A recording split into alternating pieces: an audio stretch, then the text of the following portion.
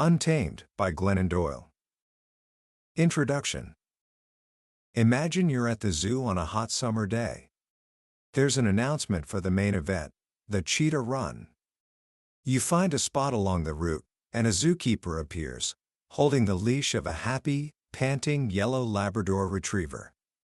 She asks the crowd, "Are you ready to meet our cheetah, Tabitha? Do you think this is Tabitha?" The kids all shout, "No." The zookeeper explains that the dog's name is Minnie, and she's Tabitha's best friend. They were raised together to help tame the cheetah. Whatever Minnie does, she says, Tabitha wants to do. First, they have Minnie chase a dirty pink bunny tied to the back of a Jeep. The lab happily bounds after it, and everyone claps. Then, it's the main event. The zookeeper opens Tabitha's cage.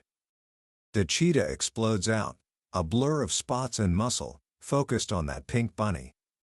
She crosses the finish line in seconds. The crowd cheers. She's given a steak, and she eats it in the dirt. But the author, Glennon Doyle, isn't clapping. She feels sick. She watches this magnificent, wild animal, day after day, chasing a silly pink bunny down a narrow path someone else cleared for her. Never looking left or right. Settling for a store-bought steak instead of the thrill of a real hunt. Believing she's a Labrador, just like her friend Minnie. Later, Glennon sees Tabitha in a small fenced field. Her posture has changed. Her head is high. She's stalking the edges of the fence, back and forth, staring at something far beyond it. Her daughter Tish whispers, "Mommy." She turned wild again. And in that moment, Glennon understood something profound. Tabitha, born in captivity, had never seen the wild, but she could still feel it. She had a restless hunch that life was meant to be more beautiful, more wide open than this. She was a wild animal living in a cage, and that feeling, that was familiar. This story is the heart of Untamed, a book that has sold millions of copies and has become a cultural phenomenon. It's not just a memoir, it's a powerful wake-up call. And my promise to you today is that by the end of our time together, you will understand the invisible cages that have been built around you, by family, by culture, by the world, and more importantly, you will be handed the keys to unlock them. You will begin to hear a voice you may have forgotten, the one that whispers from your deepest self, telling you who you were before the world told you who to be. This is the journey from being tamed to becoming untamed. Book summary. So, what does it mean to be tamed? For Glennon Doyle, it began around the age of 10. That's a critical age, she says.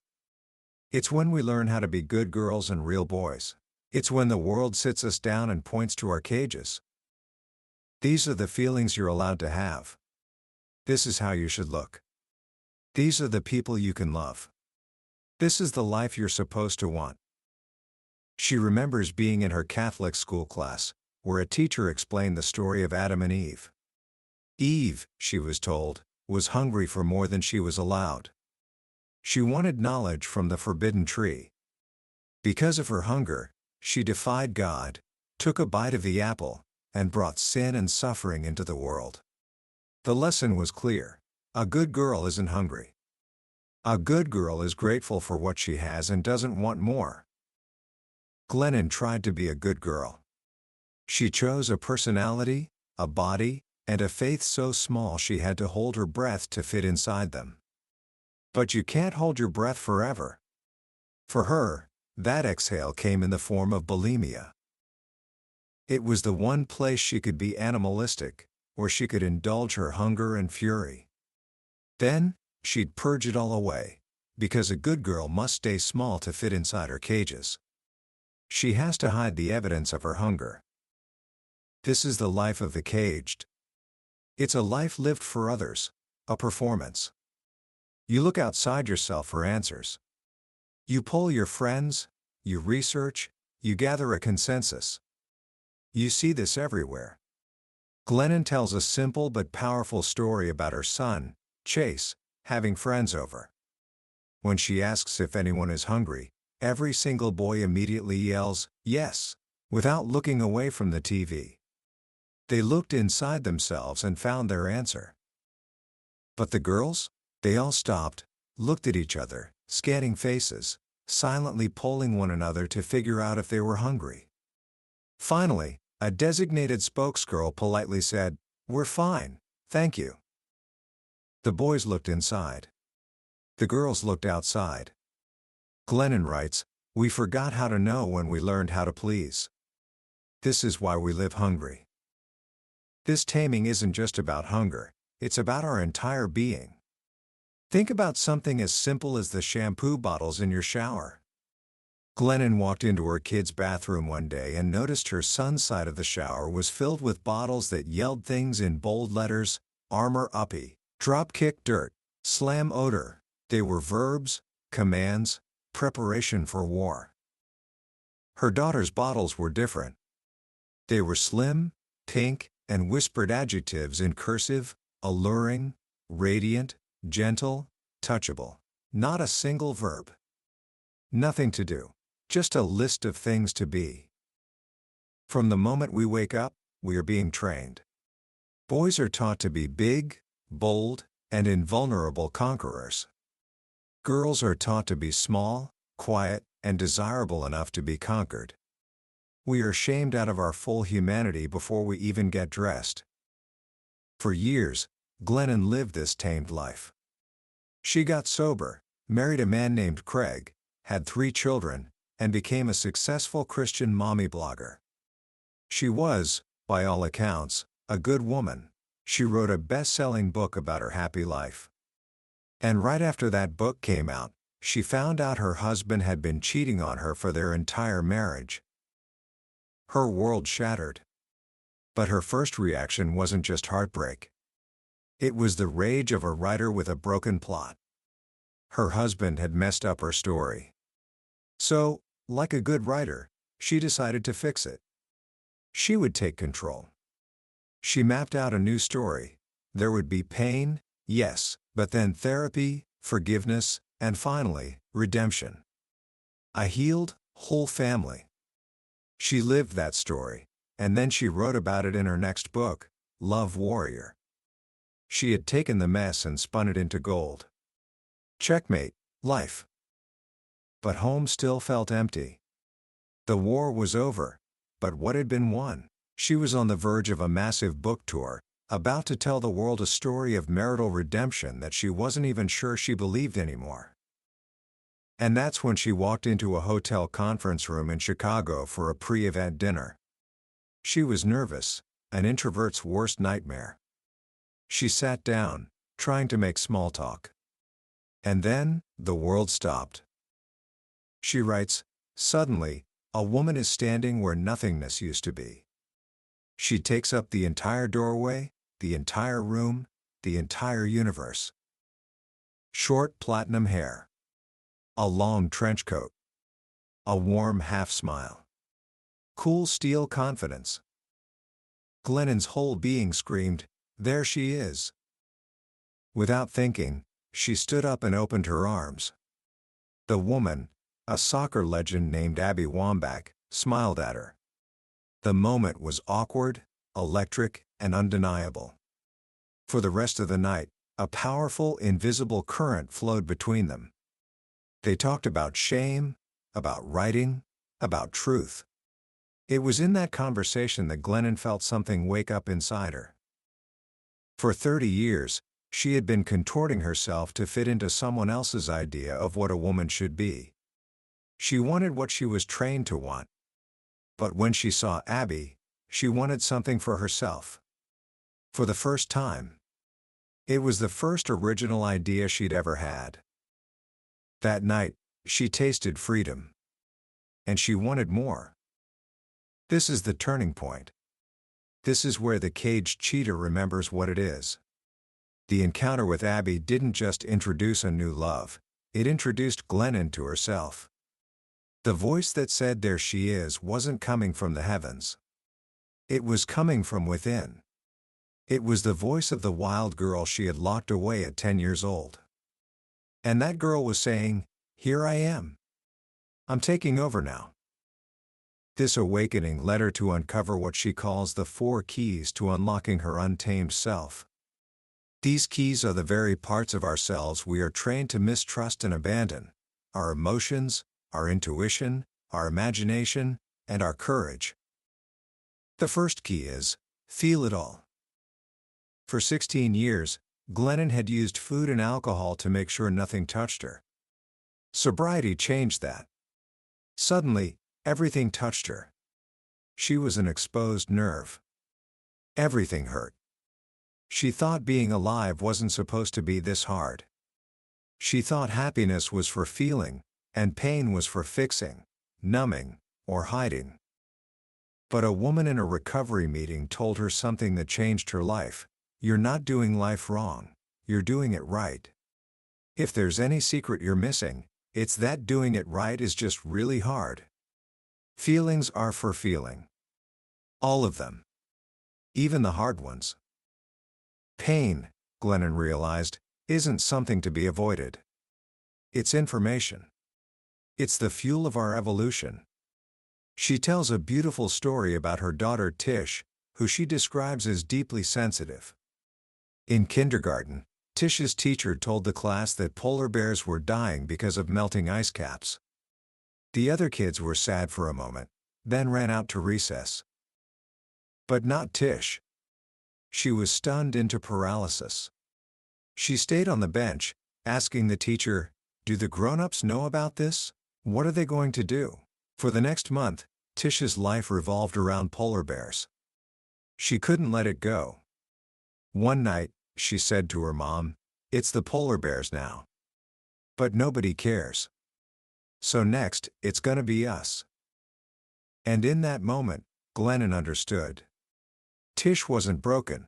She was a prophet. She wasn't crazy to be heartbroken. The rest of us were crazy not to be. Her sensitivity was her superpower. The opposite of sensitive, Glennon writes, isn't brave. It's insensitive. And that's no badge of honor. Being fully human is not about feeling happy all the time. It's about feeling everything. The pain won't kill you. It will burn, but you will not be consumed. You are fireproof. The second key is, be still and know. After her husband's infidelity, Glennon was lost. She polled her friends. She read articles by experts. She even found herself at 3 a.m., typing into Google, "What should I do if my husband is a cheater but also an amazing dad?" She had hit a new rock bottom. She was asking the internet to make the most important decision of her life. Why did she trust everyone else more than she trusted herself? A friend sent her a card that said, in big bold letters, "Be still and know." It didn't say, "Scour the internet and know." It suggested a different approach. Just stop. So she began an experiment. She would go into her closet for 10 minutes every day, sit on the floor, and just breathe. At first, her mind raced. Grocery lists, redecorating, everything but being still. But she kept at it. Slowly, she began to sink beneath the chaotic surface of her thoughts. She found a new level inside her, a place that was deep, quiet, and still.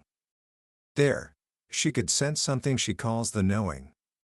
It's not a voice, it's a nudge. A feeling, like warm liquid gold, that guides her toward the next right thing. Not a 5-year plan. Just the next step. She realized that God, or wisdom, or intuition, whatever you want to call it, wasn't out there. It was in the deepness inside her. She had been drowning on the surface, flailing and calling for rescue, when all she needed to do was let herself sink. We are all pioneers in our own lives. There is no map. We have stopped asking people for directions to places they've never been. The answers are inside us. All we have to do is get still enough to hear them. This, she says, is the most revolutionary thing a woman can do. The next precise thing, one thing at a time, without asking for permission or offering an explanation. The third key is, dare to imagine. When Glennon was 26, a broke, active alcoholic and bulimic, she stared at a positive pregnancy test. Every fact of her life screamed, no. Not you. But a quiet whisper inside her, her imagination, said, yes. Me. She could imagine herself as a sober, thriving mother. And so she became one. 14 years later, at that book conference, every fact of her life screamed, no. Not her. She was a Christian author famous for her traditional family. But her imagination whispered, yes. Her. She could imagine a love where she was fully seen and cherished. The facts were in front of her. But the truth was inside her. Her imagination was showing her a truer, more beautiful life than the one she was living. Imagination, she argues, is not where we go to escape reality. It's where we go to remember it. It's the unseen order of things, the blueprint for our lives that we carry inside us. Discontent is the nagging of the imagination. It's the whisper of not this. It's evidence that your imagination has not given up on you. But how do you get from not this to this, instead? You have to learn to speak your soul's native tongue. Our minds are programmed with the language of indoctrination. Should, shouldn't, right, wrong. But our imagination speaks a different language. So instead of asking what's right or wrong, we must ask ourselves a different question. What is the truest, most beautiful story about my life that I can imagine? When you ask this question, your imagination rises up and tells you a story. Glennon shares letters from women who did this. A woman drowning her life in wine imagined a story of being present and sober, and she began therapy. A woman in a cold marriage imagined a beautiful partnership, wrote it down, and left it on her husband's pillow, leading them to a marriage retreat. This is how revolutions begin, personally and globally. Martin Luther King Jr. I have a dream, Gloria Steinem said. Dreaming, after all, is a form of planning. The truest, most beautiful life isn't an easy one. But it's yours. We can stop asking what the world wants from us and start asking what we want for our world. We can build our lives from the inside out. And that brings us to the fourth and final key, let it burn. This is the hardest part. Once you feel, know, and imagine a truer, more beautiful life, you can't unknow it. You are launched into the abyss, the space between the life you're living and the life that exists only inside you. And it's scary. It's tempting to say, maybe this is good enough. But Glennon warns that good enough is what leads to quiet desperation. The building of the true and beautiful requires the destruction of the good enough. Rebirth means death. Your next life will always cost you this one. She had to let her old life burn. She burned the memo that said selflessness was the pinnacle of womanhood. Selfless women make for an efficient society, she writes, but not a beautiful, true, or just one. What we need are women who are full of themselves. She burned the memo that presented motherhood as martyrdom. A mother's job is not to slowly die for her children, but to show them how to be fully alive. She's not a martyr, she's a model. She burned the memo that said a successful marriage is one that lasts until death, even if you're dying inside it. She took a new vow to herself: I will not abandon myself. Not ever again. Me and myself, we are till death do us part. This is terrifying, but holding on to what is no longer true is the riskiest move of all. It is the certain death of everything that was meant to be. After her reckoning in front of the mirror, realizing she needed to be a model for her daughter, not a martyr, she called Abby. She said, I'm in love with you. I'm leaving Craig. I'm telling him today. Then she sat down with her husband and told him, with tenderness but without apology, that their marriage was complete. It had been a success, and now it was done. Later, they told their children. She looked into their terrified faces and said, "I am about to break your hearts. Sometimes we have to do hard things because they are true things. That is letting it burn." Living this untamed life changes everything. It changes how you see your body. Glennon describes a lifetime of knowing how to be desirable, of playing a part, but never knowing her own desire. With Abby, for the first time, sex wasn't a performance. It was a returning to herself. Naked and unafraid. It changes how you parent. Instead of raising her children to be safe, she now raises them to be brave. She stopped trying to protect her daughter Tish from pain and instead taught her that she could handle life's hard things. She's not an egg to be protected from cracking, she is fireproof.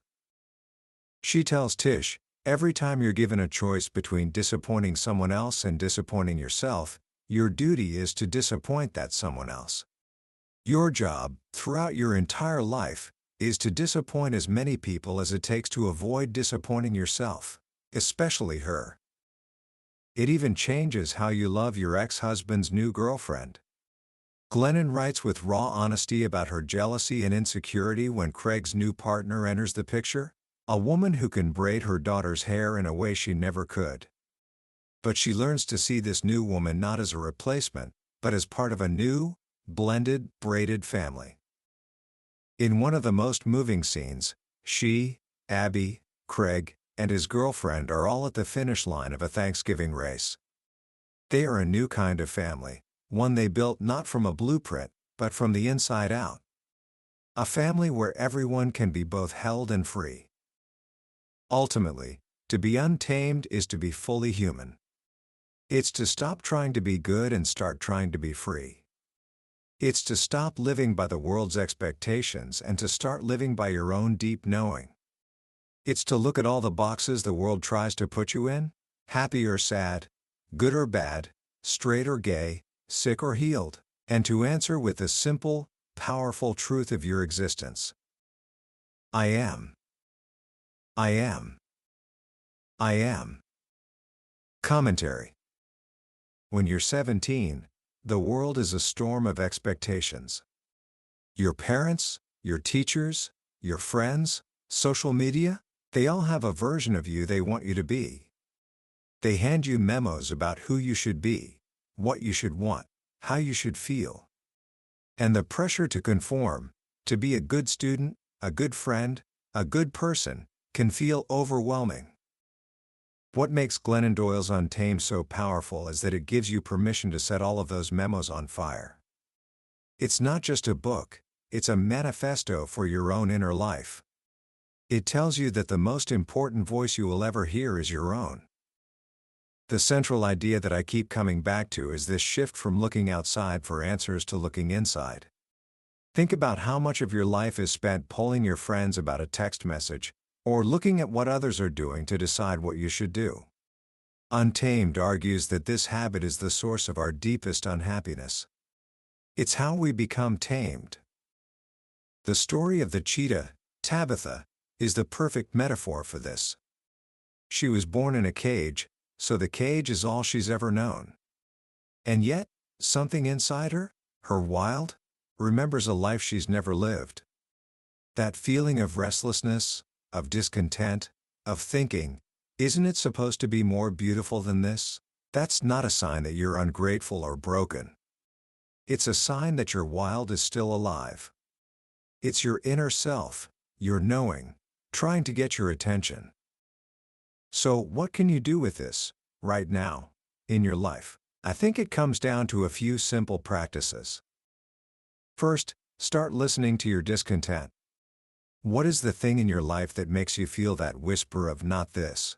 It could be a friendship that feels draining, a class that deadens your spirit, or a path everyone expects you to take that just feels wrong. Don't dismiss that feeling. Honor it. It's the first clue on the treasure map back to yourself. Second, try asking yourself that powerful question: what is the truest, most beautiful story I can imagine for my life? Don't ask what's realistic or what's practical. Ask what's true and beautiful. Your imagination isn't frivolous. It's your soul's blueprint. Maybe the truest, most beautiful story for your friendships is one with less drama and more genuine support. Maybe the truest, most beautiful story for your future is one that doesn't follow a conventional path but instead lights you up. Write it down. Make it real on paper. That's the first step to making it real in the world. And third, practice being still. Just for 5 minutes a day. Put your phone away, close your eyes, and breathe. Don't try to find answers. Just try to sink beneath the noise. The goal isn't to hear a booming voice from the heavens. It's to get reacquainted with the quiet, steady feeling of your own presence. That is where the knowing lives. This book is a reminder that you don't have to be a ghost, haunted by some perfect version of yourself that doesn't exist. You don't have to be a martyr, sacrificing yourself for others. You just have to be a human. And being human is about feeling it all, knowing your truth, imagining a better way, and having the courage to let go of whatever isn't true enough anymore. That was a summary of Untamed by Glennon Doyle. We've touched on the main ideas today, but honestly, a summary is like looking at a postcard of the Grand Canyon. It gives you a glimpse, but it can never capture the breathtaking experience of standing on the edge yourself. The real power of this book is in the way Glennon's stories land in your own heart, unlocking doors you didn't even know were there. This summary is your map, but if anything we discussed today sparked something in you, I encourage you to take the journey yourself.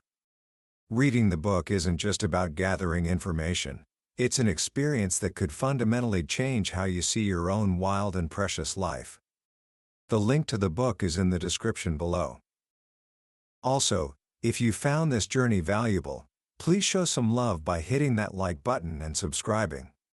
We explore a new, life-changing book from the billionaire's bookshelf in every episode, and I'd be honored to have you join us as we continue to grow together.